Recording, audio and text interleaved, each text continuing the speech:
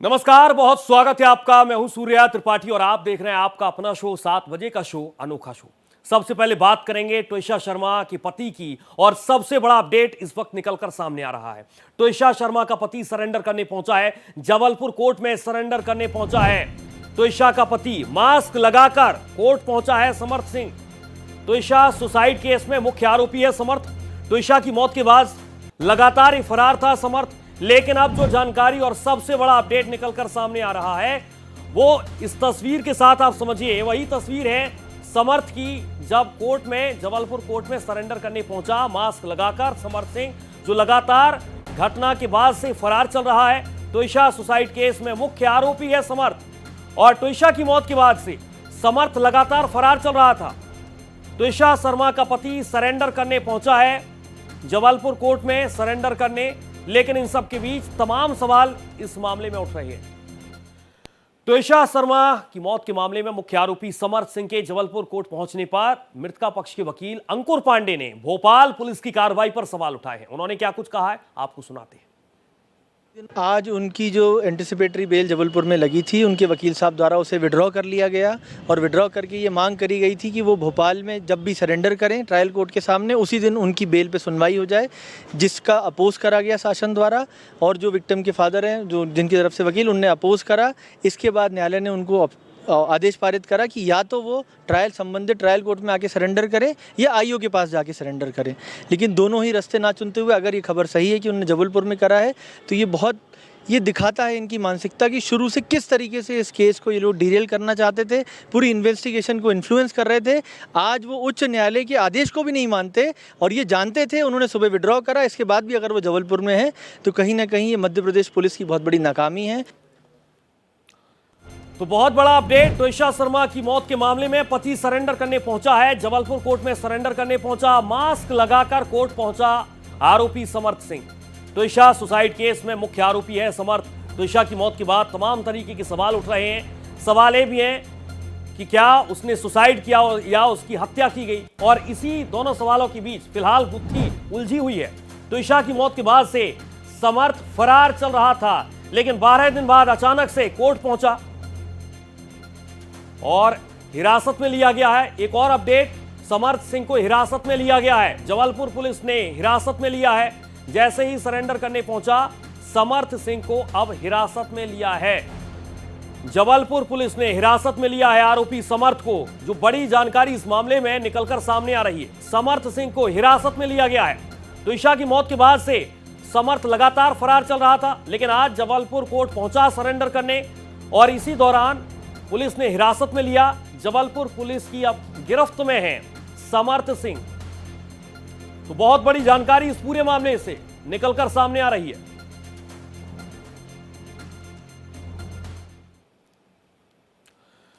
ट्विशा शर्मा मौत मामले में बड़ा अपडेट, ट्विशा शर्मा का दोबारा से पोस्टमार्टम होगा। जबलपुर कोर्ट ने दोबारा पोस्टमार्टम की इजाजत दी है। ट्विशा की बॉडी भोपाल एम्स में सुरक्षित रखी जाएगी। कोर्ट ने शव को सुरक्षित रखने को कहा है। जबलपुर पुलिस ने हिरासत में लिया है एक तरफ, तो दूसरी तरफ जानकारी ये सामने आ रही है कि एम्स में सुरक्षित रखी जाएगी ट्विशा की बॉडी। भोपाल में पोस्टमार्टम की इजाजत दी गई है। जबलपुर कोर्ट ने दोबारा से पोस्टमार्टम की इजाजत दी है। लगातार ट्विशा के परिजन ये मांग कर रहे थे कि दोबारा से पोस्टमार्टम किया जाए और उस पर अब मोहर लग चुकी है। जबलपुर कोर्ट ने दोबारा पोस्टमार्टम की इजाजत भी दे दी है। तो ये बड़ी जानकारी फिलहाल निकलकर सामने आ रही है। ट्विशा की बॉडी भोपाल एम्स में सुरक्षित रखी गई और इसके अलावा तमाम अलग अलग तरीके के सवाल हैं इस पूरे मामले को लेकर। आने वाले वक्त में जबलपुर पुलिस की गिरफ्त में समर्थ है।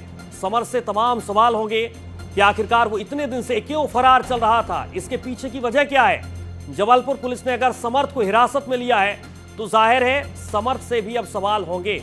लेकिन इन सब के बीच अब तमाम तरीके के सवाल इसलिए भी उठ रहे हैं कि अगर दोबारा पोस्टमार्टम हो रहा है तो क्या जो पहले पोस्टमार्टम हुआ उससे पूरी तस्वीर साफ नहीं हो पाई, और इसीलिए कोर्ट को भी ये लगा कि नहीं, अभी तमाम रिपोर्ट्स और आनी चाहिए, और इसीलिए कोर्ट की तरफ से भी अभी कहा गया कि दोबारा पोस्टमार्टम होगा।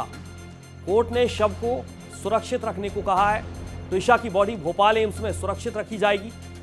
इसको लेकर बाकायदा कोर्ट की तरफ से दिशा निर्देश भी जारी किए गए।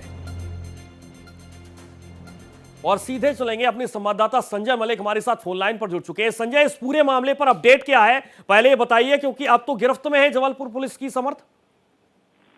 जी बिल्कुल सूर्या जी, आज जिस तरह से इस पूरे मामले को लेकर अफरा तफरी का माहौल रहा है जबलपुर में, 4 पिटीशन जबलपुर हाईकोर्ट में फाइल की गई थी।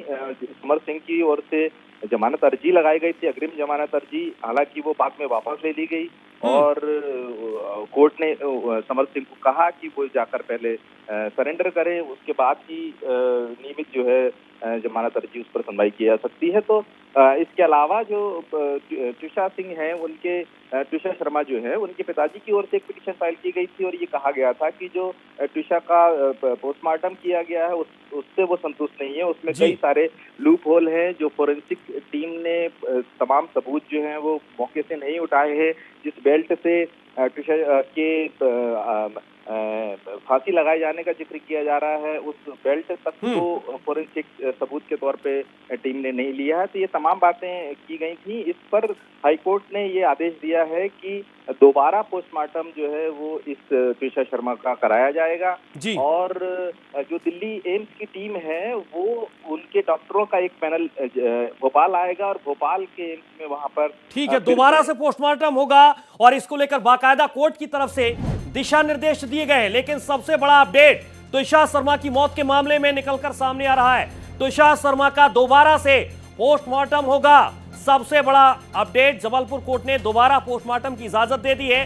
तुषार की बॉडी भोपाल एम्स में सुरक्षित रखी जाएगी और इसको लेकर भी कोर्ट की तरफ से कहा गया है, कोर्ट ने शव को सुरक्षित रखने को कहा है। सबसे बड़ा अपडेट सबसे पहले आप तक पहुंचा रहे हैं पूरे फैक्ट के साथ। तुषार शर्मा मौत मामले में सबसे बड़ा अपडेट, दोबारा से पोस्टमार्टम होगा। एक बार फिर से संजय का हम रुख करेंगे। संजय, जो एक सबसे बड़ा सवाल है कि 12 दिन आप फरार रहते हैं और 12 दिन बाद अचानक पहुंचते हैं कोर्ट में सरेंडर करने को, इसके पीछे की क्या वजह है कि अचानक 12 दिन बाद आपको याद आता है कि नहीं अब जाना चाहिए?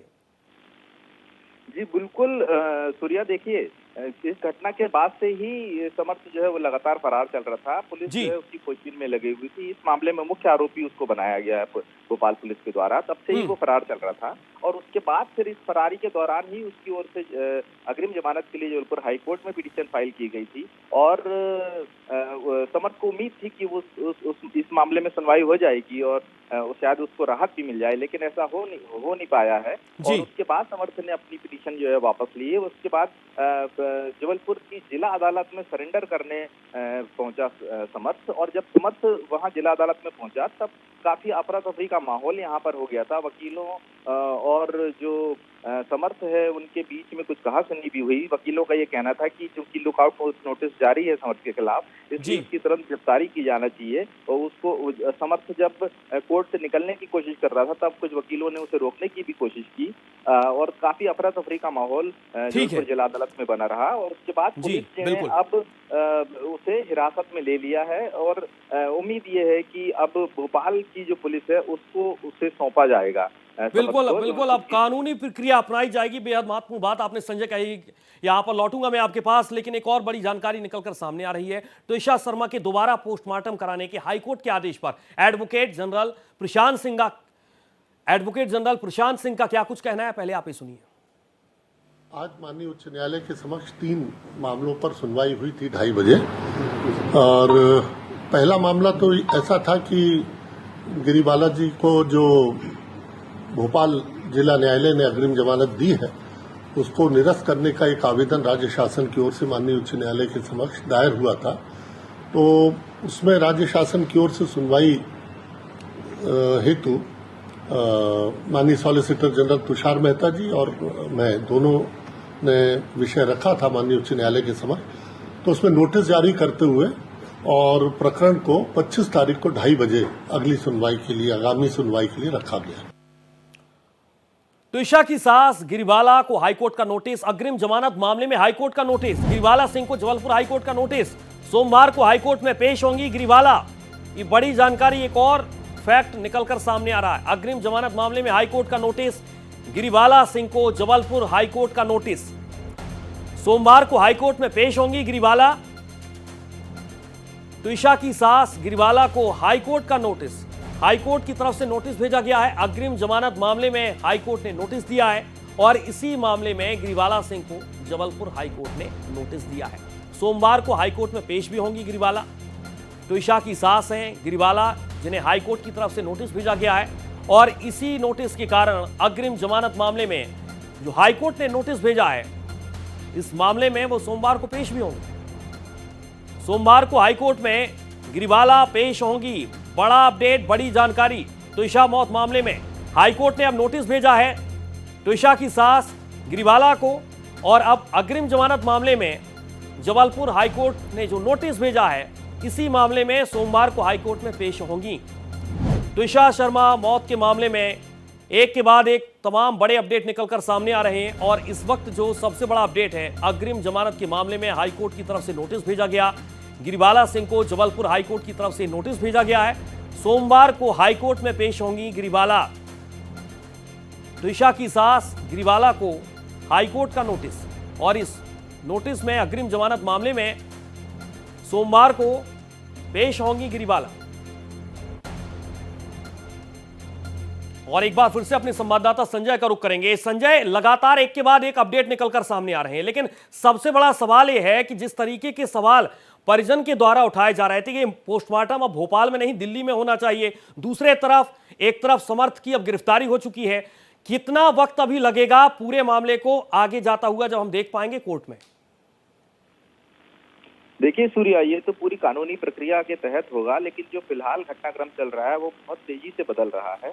जो पिटीशनें जबलपुर हाईकोर्ट में फाइल की गई, जिस तरह से समर्थ ने सरेंडर करने की कोशिश की जबलपुर की जिला अदालत में, तो ये तमाम घटनाएं जो है वो आज हुई हैं। आज जो खास तौर पर गिरिबाला सिंह के खिलाफ राज्य सरकार और जो ट्विशा के पिता हैं उनकी ओर से पिटीशन फाइल की गई थी और ये कहा गया था कि जो गिरिबाला सिंह को बेल मिली है, अग्रिम जमानत मिल गई है, वो उसके खिलाफ ये पिटीशन थी और ये कहा गया कि इस मामले की एफआईआर तक पुलिस ने दर्ज नहीं की थी, लेकिन उसके पहले ही गिरिबाला सिंह को अग्रिम जमानत दे दी गई। तो ये अपने आप में संदेह जताती हैं ये चीजें। तो और ऐसे में चूंकि वो एक रिटायर्ड जज रही हैं, मामले को प्रभावित कर सकती हैं, तो उनकी बेल जो है वो खारिज की जाना चाहिए। इस बात को लेकर राज्य सरकार और जो ट्विशा सिंह है उनके पिता के द्वारा ये पिटीशन फाइल की गई थी। हाईकोर्ट ने इस मामले में गिरिबाला सिंह को नोटिस जारी किया है। सोमवार को इस मामले की हियरिंग रखी है। नोटिस जो है वो जल्द उनको मेल के द्वारा और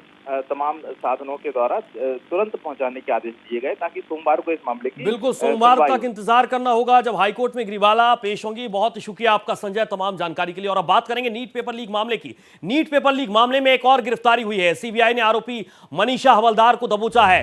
फिजिक्स के प्रश्न पत्रों तक मनीषा की पूरी पहुंच थी। पुणे के सेठ हीरालाल सराफ प्रशाला में कार्यरत थी।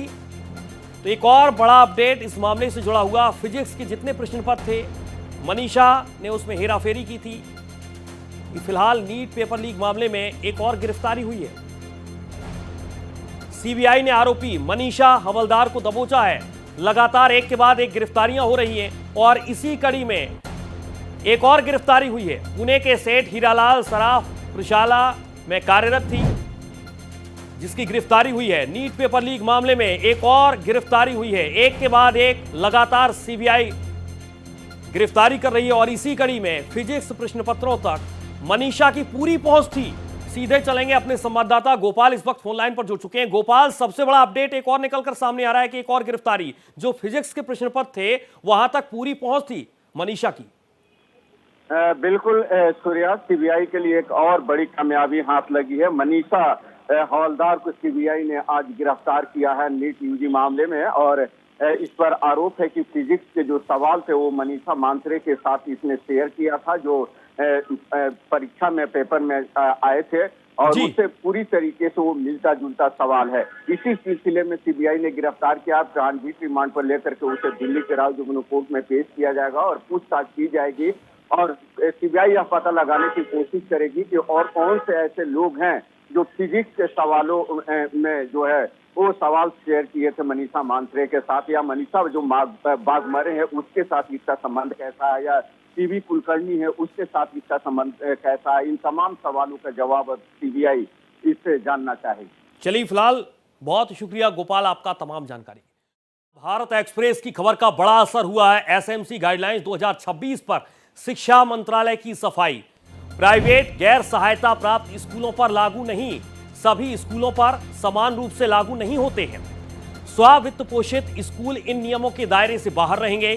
स्कूलों में बेहतर प्रबंधन, पारदर्शिता को बढ़ावा देना उद्देश्य है। स्कूल मैनेजमेंट कमेटी यानी एसएमसी गाइडलाइंस 2026 को लेकर पिछले कुछ दिनों से अभिभावकों, प्राइवेट स्कूल और शिक्षा जगत में काफी चर्चा चल रही थी। इस गाइडलाइंस को लेकर लोगों के मन में सवाल भी यह था कि क्या अब नई गाइडलाइंस देश के सभी प्राइवेट स्कूलों पर लागू होगी। लेकिन इन आशंकाओं के बीच शिक्षा मंत्रालय ने इस पूरे मामले पर स्पष्टीकरण जारी कर दिया है। मंत्रालय ने साफ ही कहा है कि एसएमसी गाइडलाइंस 2026 उन निजी गैर सहायता प्राप्त स्कूलों पर लागू नहीं होगी जिन्हें सरकार या स्थानीय निकाय की तरफ से किसी भी तरह की आर्थिक मदद या अनुदान नहीं मिलता। हालांकि मंत्रालय ने जरूर कहा है कि ऐसे प्राइवेट स्कूल अगर चाहें तो पारदर्शिता और बेहतर भागीदारी बढ़ाने के लिए स्वेच्छा से स्कूल मैनेजमेंट कमेटी बना सकते हैं। अपनी सफाई में शिक्षा मंत्रालय का कहना है कि एसएमसी 2026 के संबंध में समाज के कुछ वर्गों की ओर से उठाई गई चिंताओं के संदर्भ में शिक्षा मंत्रालय साफ करता है कि ये दिशा निर्देश आरटीई अधिनियम की धारा 2N चौथे आर्टिकल के साथ आने वाले निजी गैर सहायता प्राप्त स्कूलों पर लागू नहीं होती, बशर्ते कि ऐसे संस्थानों को अपने खर्चों को पूरा करने के लिए संबंधित सरकार या स्थानीय प्राधिकरण से कोई सहायता या अनुदान प्राप्त ना होता हो। हालांकि ऐसे स्कूलों को भी अधिक पारदर्शिता, जवाबदेही और सहभागी शासन को बढ़ावा देने के लिए स्कूल प्रबंधन समितियों का गठन करने के लिए प्रोत्साहित किया जाता है। शिक्षा, सरकार, स्कूल, अभिभावक और समुदाय की एक साझा जिम्मेदारी है। स्कूलों के समग्र कामकाज में सुधार करने और बच्चों के लिए बेहतर सीखने के परिणाम को सुनिश्चित करने के लिए अभिभावक, स्कूल और अन्य हितधारकों के बीच सहयोग को मजबूत करना आवश्यक है।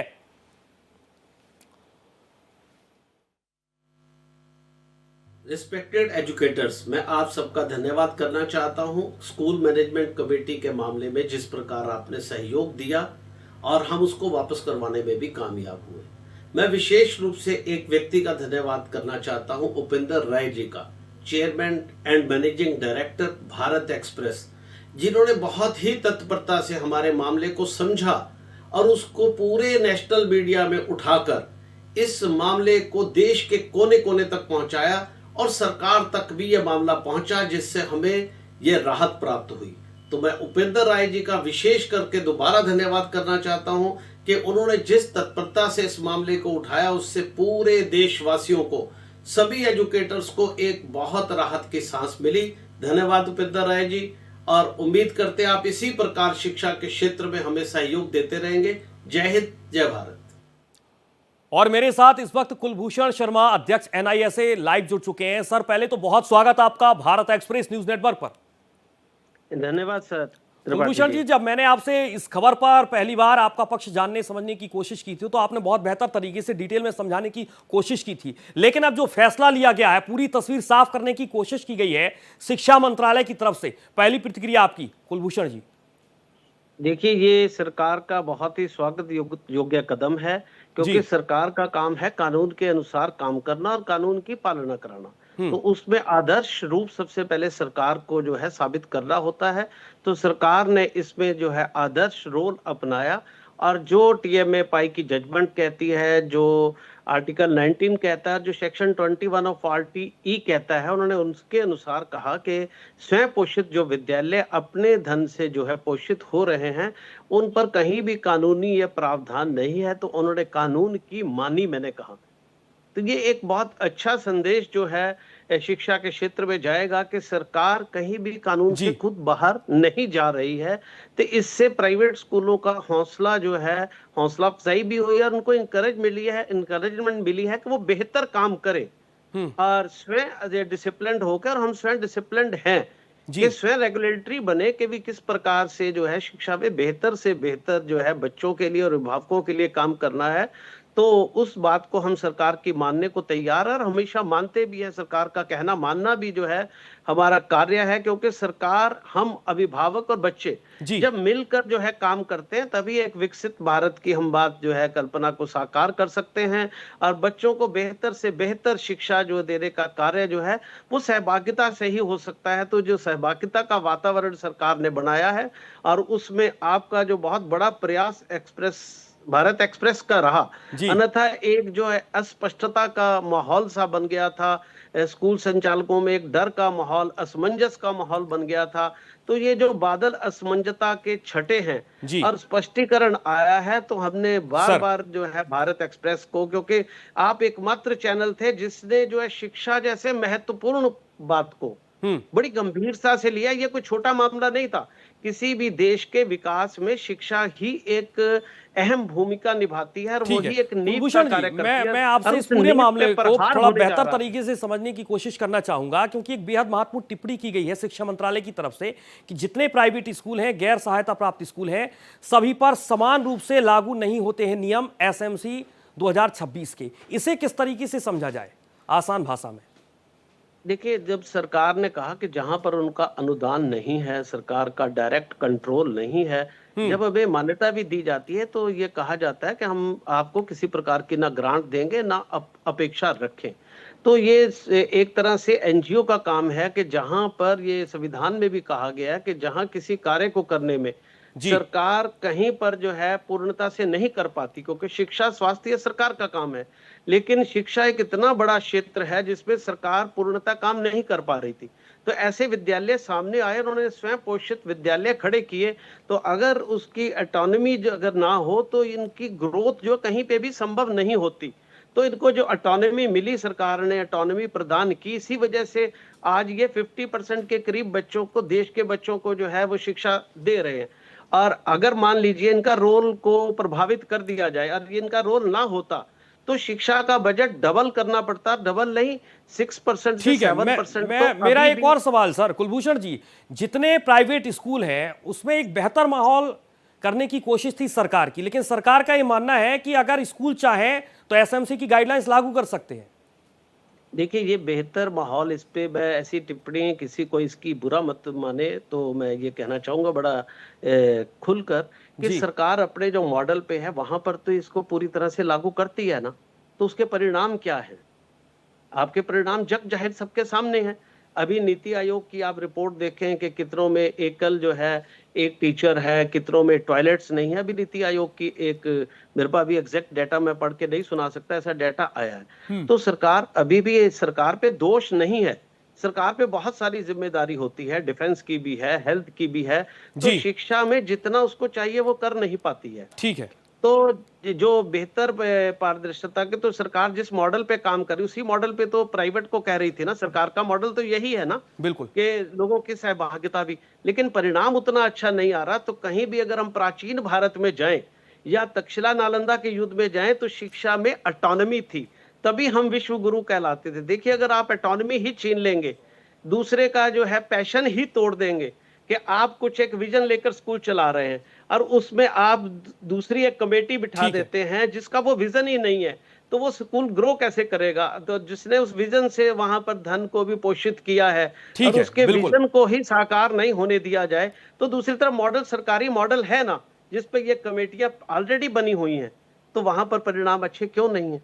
तो मेरा मानना तो यह है, जहां के परिणाम अच्छे हों उस मॉडल को अपनाना चाहिए। बिल्कुल, आपने भी उसी बात की ओर इशारा किया है जिस बात का जिक्र हमारे सीएमडी, भारत एक्सप्रेस की सीएमडी हर जगह अपने संबोधन में करते हैं कि आने वाली पीढ़ी को बेहतर सुविधाएं मिलनी चाहिए, खासतौर पर शिक्षा के क्षेत्र में। और इसी बात का जिक्र आज साफ तौर पर शिक्षा मंत्रालय ने तमाम महत्वपूर्ण मुद्दों को पर बातचीत करके सफाई दी। बहुत शुक्रिया आपका कुलभूषण जी, तमाम जानकारी के लिए मेरे साथ आप जुड़े, बहुत शुक्रिया। फिलहाल इस बुलेटिन में इतना ही। देश और दुनिया की तमाम खबरों के साथ आप देखते रहिए भारत एक्सप्रेस।